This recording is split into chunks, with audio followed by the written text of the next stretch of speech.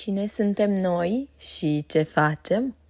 Făurim bunătăți în inima apusenilor.